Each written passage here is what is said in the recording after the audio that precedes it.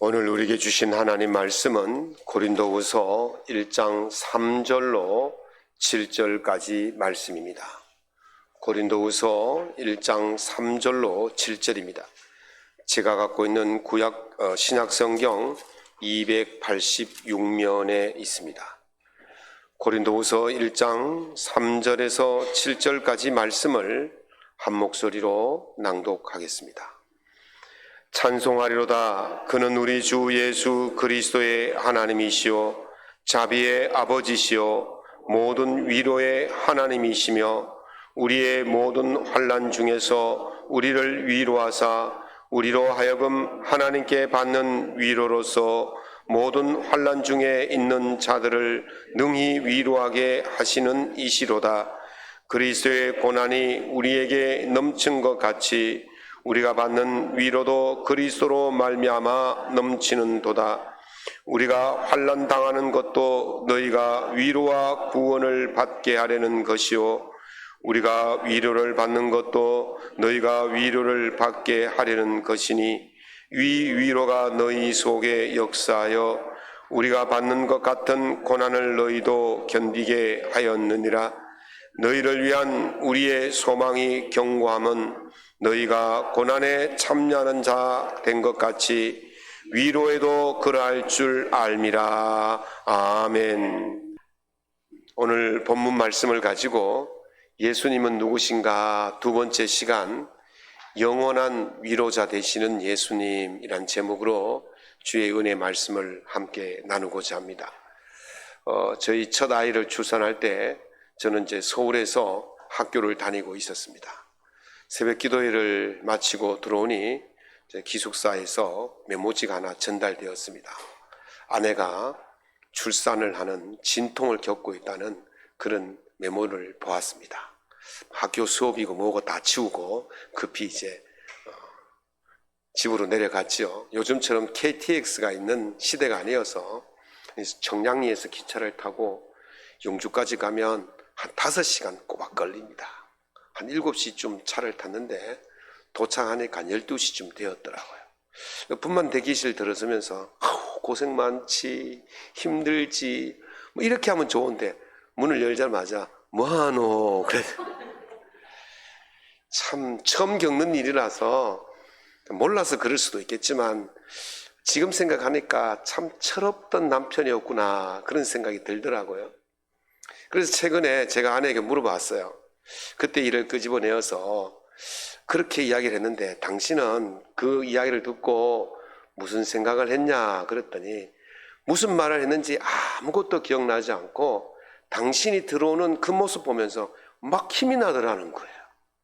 그래서 그런지 제가 도착한 지 20분 만에 아주 순산을 했어요.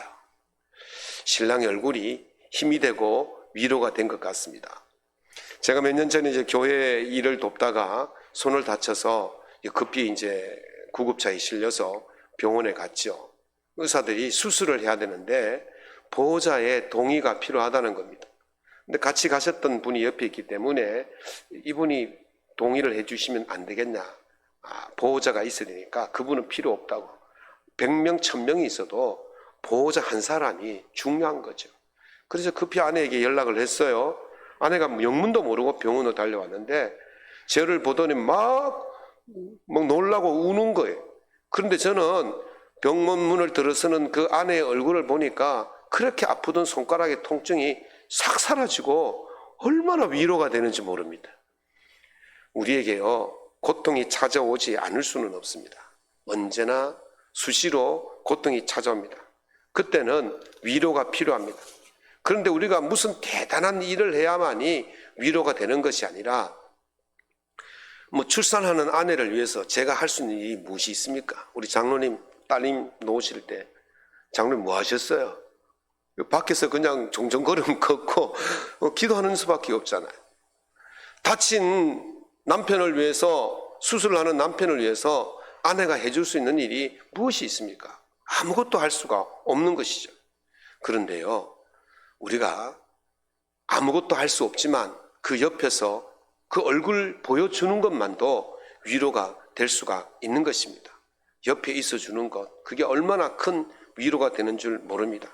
그런데 말입니다, 옆에 있어 주는 것뿐만 아니라 실제적으로 그 본질적인 문제를 해결해 줄 수 있다면 얼마나 더 큰 위로가 되겠습니까? 인간에게는요, 여러 가지 고통의 문제가 있습니다. 그 중에서도 가장 큰 고통의 문제는 죽음의 문제입니다. 그런데 이 죽음의 문제는 그냥 죽는 것이 아니라 죄로 인해서 죽기 때문에 문제인 것이죠. 죄로 인한 죽음은 죽음 그것으로 끝나는 게 아니에요. 죽음 이후에 세계가 있다는 거죠. 그래서 죽음 이후의 세계는 두 세계가 있는데, 하나는 예수 그리스도를 구주로 믿고 살아간 사람들이 가는 천국이 있고, 또 하나는 예수 그리스도를 믿지 않고 살아가는 사람들이 가는 지옥이 있다는 거예요. 예수 그리스도를 믿는 사람들은 죽음 이후에 하나님의 심판을 면하게 되어 천국에 들어갈 줄로 믿습니다. 그런데 예수 그리스도를 믿지 않는 사람들은 죽으면 심판대 앞에 서서 그 죄의 값으로 지옥에 갈 수밖에 없는 것입니다. 그래서 죽음은 단순히 죽음으로 끝나는 것이 아니라 그 다음에 우리가 가야 할 그 세계가 정해지기 때문에 두렵고 두려울 수밖에 없는 것입니다. 지옥이 어떤 곳이냐? 우리가 가보질 않았으니까 알 수 없지만 성경에는 분명히 그 이야기를 하는데요. 특별히 단테라는 사람이 쓴 신곡에 보면 지옥 문 위에 쓰여 있는 그 글귀를 소개해 놨습니다. 이렇게 나왔습니다. 나를 통해 슬픔의 세계로 들어가리라. 여기는 나는 바로 지옥을 말합니다. 이 지옥의 문을 통해서 슬픔의 세계로 들어가리라. 나를 통해 영원한 고통 속으로 들어가리라. 나를 통해 저주받은 무리 속에 들어가리라. 나는 영원히 살아있으니, 지옥은 영원히 살아있다는 거예요. 여기로 들어오는 너희는 모든 희망을 버려라. 지옥은요, 잠시 있다 없어지는 것이 아니라 영원히 슬픔과 영원한 고통과 영원한 저주가 있는 것입니다. 그래서 슬픔이, 고통이, 저주가 곧 끝날 것이라는 희망을 버리라는 것입니다. 예수님께서 마가복음 9장에서 이 지옥이 어떤 고통이 있는 곳인가를 우리에게 말씀하신 바가 있습니다. 호랍게 사치스럽게 인색하게 살던 한 사람이 자기 집 앞에, 대문 앞에 있는 그 거지 하나 돌보지 않고 살던 그 사람이 죽었습니다. 그 사람이 간 곳은 지옥이었습니다. 그러나 그 인색한 사람 집 앞에 살던 거지는 죽어서 천국에 갔습니다. 이 인색한 사람이 천국을 바라보니 그곳에 거지가, 자기 집 앞에 살던 거지가 아브라함 품에 안겨 있는 겁니다. 얼마나 놀랐겠습니까? 자기는 지금 지옥의 불구덩이에서 괴로워 미칠 지경인데, 이 자기 집 앞에 있던 거지는 아브라함 품에 안겨서 마냥 행복한 모습으로 살고 있는 것입니다. 그래서 이 사람이 이렇게 말하죠. 아버지 아브라함이여, 나를 긍휼히 여기사 나사로를 보내어 그 손가락 끝에 물을 찍어 내 혀를 서늘하게 하소서. 내가 이 불꽃 가운데서 괴로워하나이다. 그러자 아브라함이 이렇게 말합니다.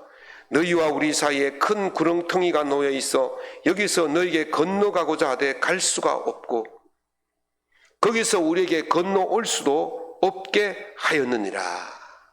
이 말씀 속에서 지옥이 얼마나 고통스러운지를 우리에게 보여주시는 것이죠. 그래서 예수님께서 차라리 지옥에 갈 바에는 이렇게 하라고 말씀하십니다. 어떻게 하느냐? 네 손이 범죄하거든 잘라버려라. 네가 두 손을 가지고 지옥에 가는 것보다 장애를 가지고 천국에 들어가는 것이 더 낫다. 네 발이 범죄하거든 찍어버리라. 네 멀쩡한 두 발로 지옥에 가는 것보다는 네가 장애를 가지고 천국에 가는 것이 낫다. 네 눈이 범죄하거든 빼어버리라. 네 멀쩡한 두 눈을 가지고 지옥에 가는 것보다는 네가 장애를 가지고 천국에 가는 것이 낫다 그러셨어요. 왜냐하면 천국에 가면 우리의 몸들, 우리의 불편한 몸들, 우리의 장애들, 우리의 잘못되어진 모든 것들이 깨끗하게 온전하게 고쳐질 줄로 믿습니다. 그래서 완벽한 몸으로 우리가 하나님의 영광에 들어가서 생활을 하게 되는 것이죠. 그러니 너희들이 이 땅에 살면서 정상 비장애를 가지고 죄 짓지 말고 차라리 죄를 짓지 않는 몸으로 주님의 나라에 들어간 것이 더 행복할 것이다 라고 말하는 것입니다. 지옥은 그만큼 고통스럽기 때문에 그렇습니다. 그렇다면 지옥은 왜 고통스러울까? 첫 번째는요, 눈앞에 있는 것을 누릴 수 없기 때문에 고통스럽습니다. 배가 난파되어 바다 위에漂流하는 이 사람들이 바다 위에 있잖아요. 물 위에 있잖아요. 그런데 바닷물을 마실 수가 없습니다.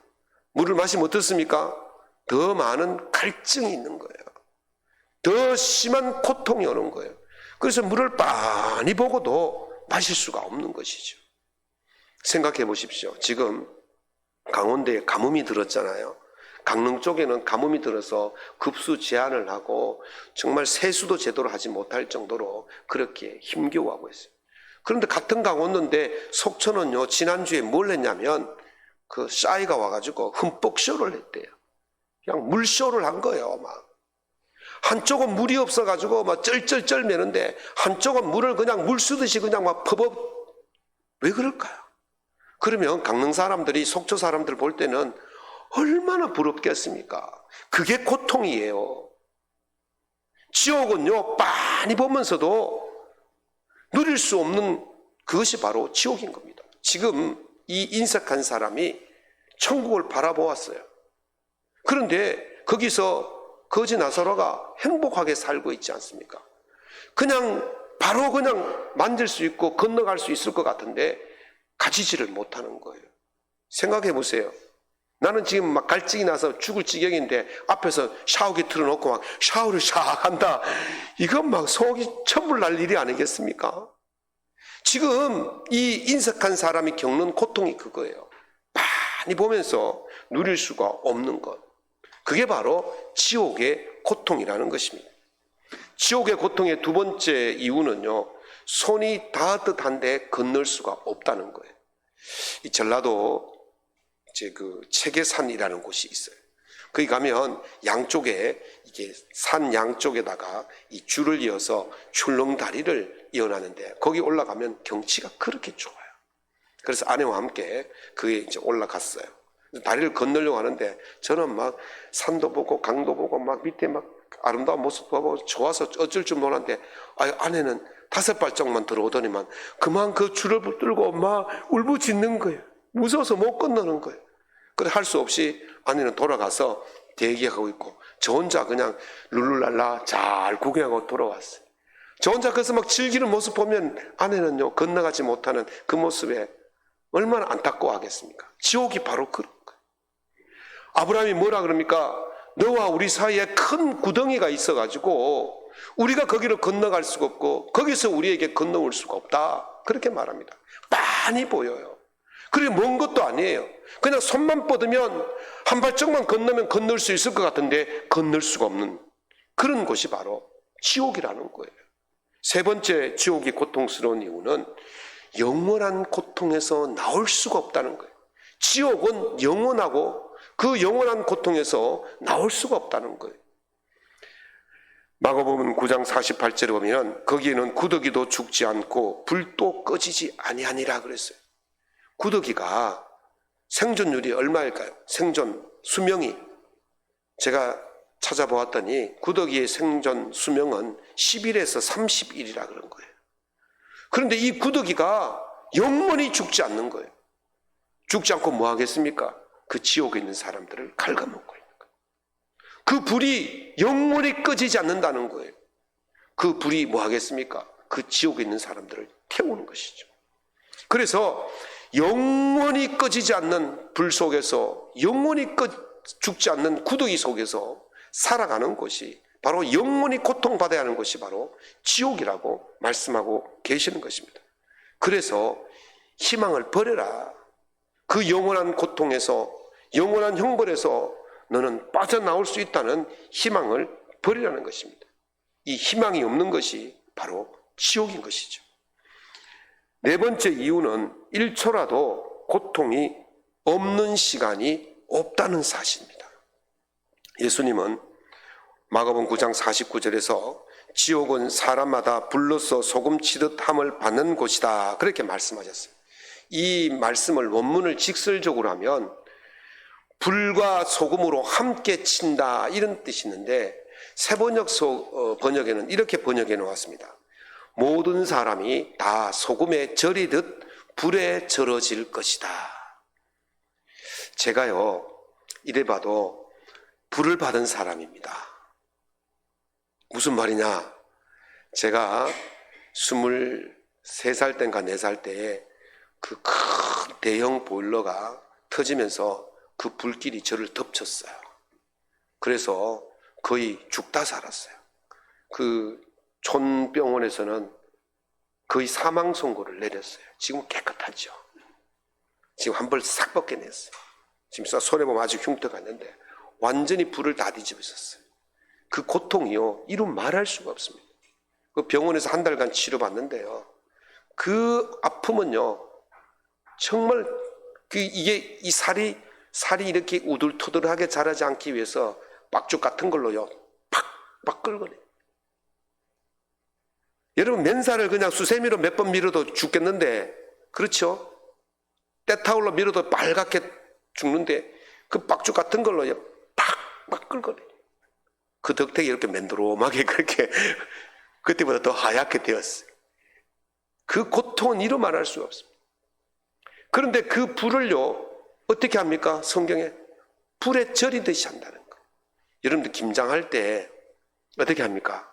배추를 소금물에 푹 절이잖아요. 하룻밤 재웁니까? 푹 절이면 그 소금기가 배추 속으로 짠기가 다 스며드는 거예요. 그러듯이 불로 그 불꽃의 그 고통을 우리 온몸에 다 스며들도록 만들어버린다는 거예요. 그러면 머리부터 발끝까지 아프지 않은 곳이 없는 거예요. 사람이요, 어디 한 곳 자리라도 안 아픈 곳이 있으면 견딜 수가 있는데 머리부터 발끝까지 안 아픈 곳이 없도록 만들어버리는 거예요. 얼마나 고통스럽겠습니까?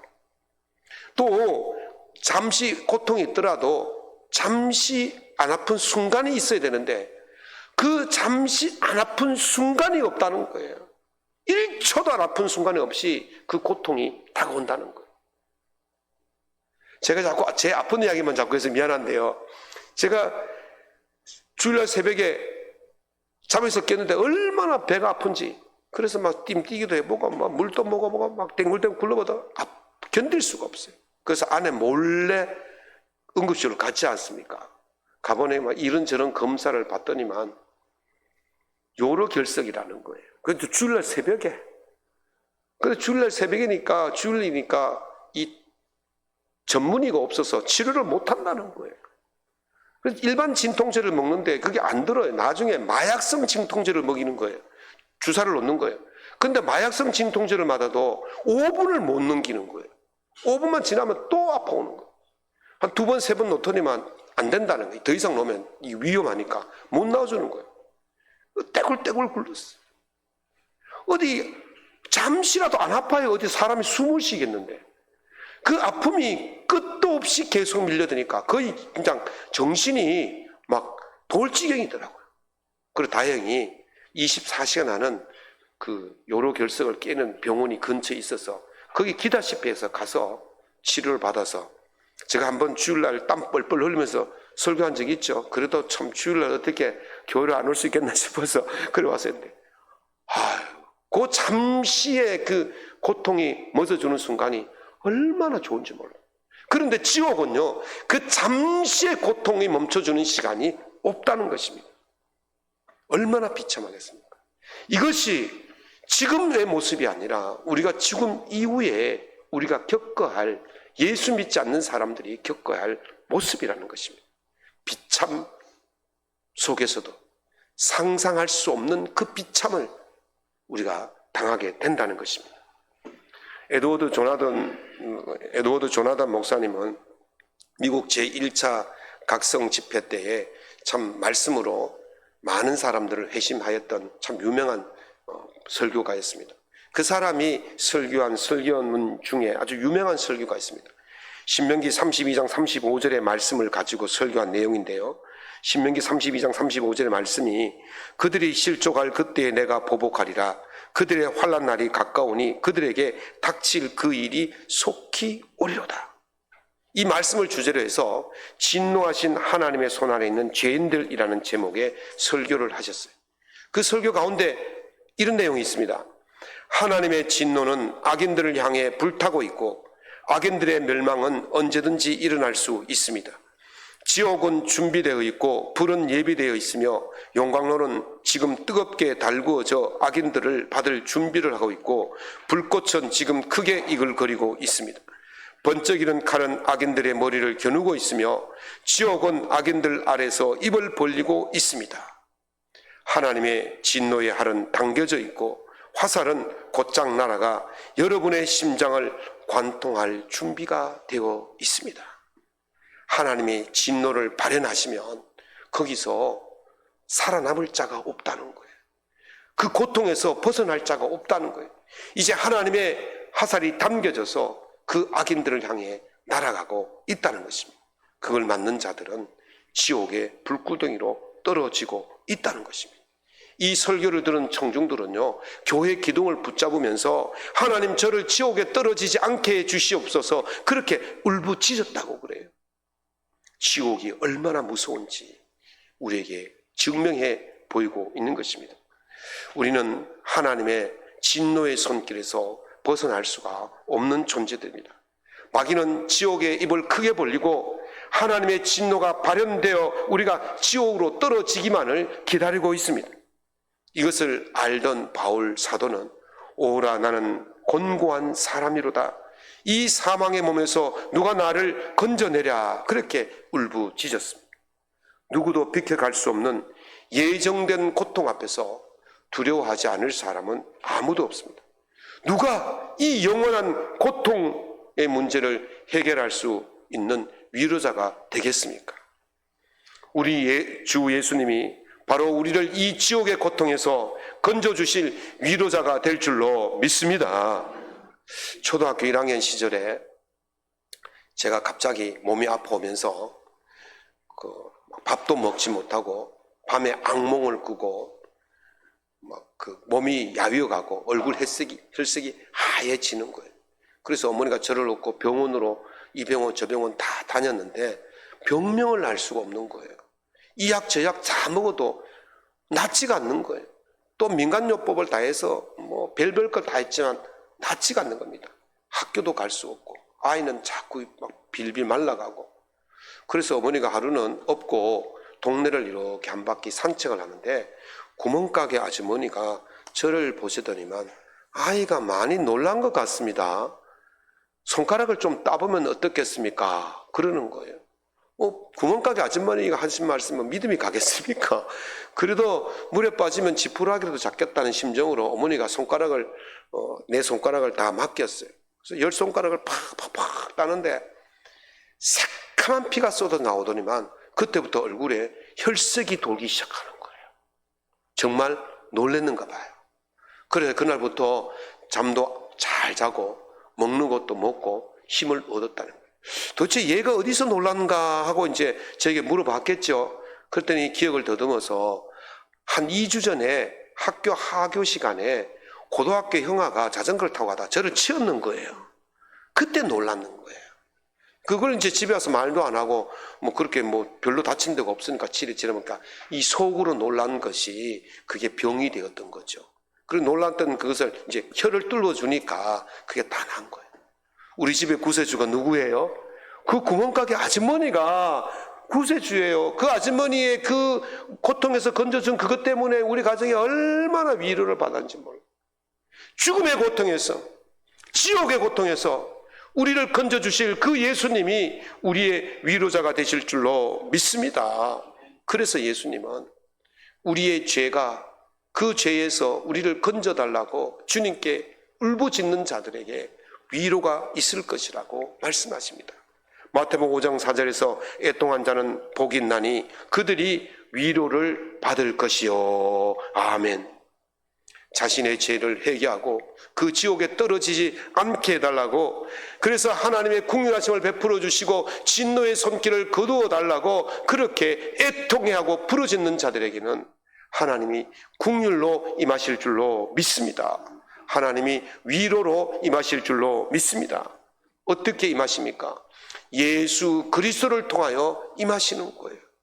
예수님께서 말씀하시기를 그날들을 감하지 아니하면 모든 육체가 구원을 얻지 못할 것이나 그러나 택하신 자들을 위하여 그날들을 감하시리라. 아멘. 바로 예수 그리스도 때문에 그 날들을 감하여 주신다는 것입니다.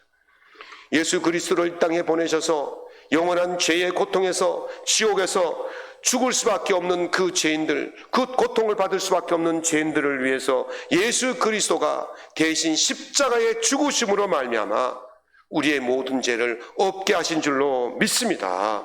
이것이 위로가 되니까 바울 사도는 우리 주 예수 그리스도로 말미암아 하나님께 감사하리로다, 그렇게 찬양을 한 것입니다.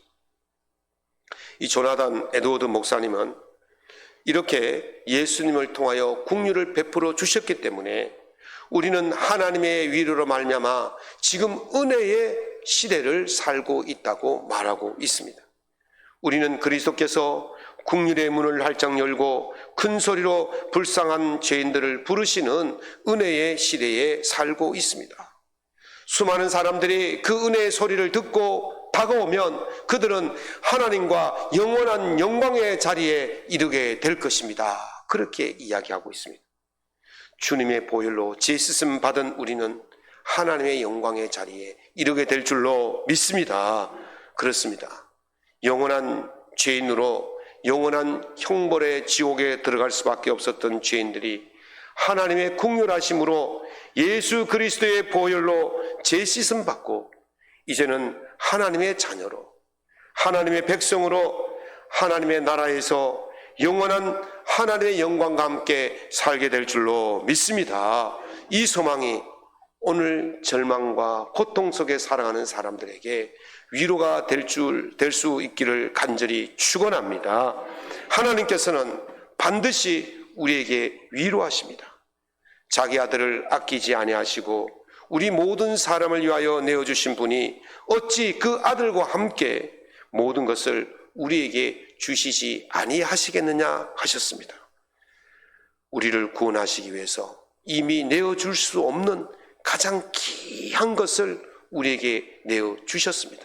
그러므로 우리를 구원하시기 위해서, 우리를 위로하시기 위해서 더 못 내줄 것이 무엇이 있겠습니까? 우리 예수 그리스도를 통해서 하나님은 우리에게 위로하시기 위해서 가장 큰 고통, 영원한 고통, 멈추지 않는 그 고통에 들어가지 않도록 예수 그리스도를 우리에게 보내주시고 그분을 통하여 위로를 받을 수 있도록 하신 줄로 믿습니다. 어떤 환난과 고통이 있더라도 근심하지 않기를 바랍니다. 오늘 고린도후서 1장 3절 4절에서 모든 자비의 아버지시며 모든 위로의 하나님께서 모든 환난에 있는 우리를 예수 그리스도로 말미암아 위로하신다고 말씀하십니다. 하나님은 예수 그리스도를 통하여 우리를 위로하실 줄로 믿습니다. 하나님이 우리를 위로하시는 예수님의 그 위로가 우리 삶과 우리 가정과 범사에 차고 넘치는 위로받는 삶이 될 수 있기를 예수님 이름으로 축원합니다.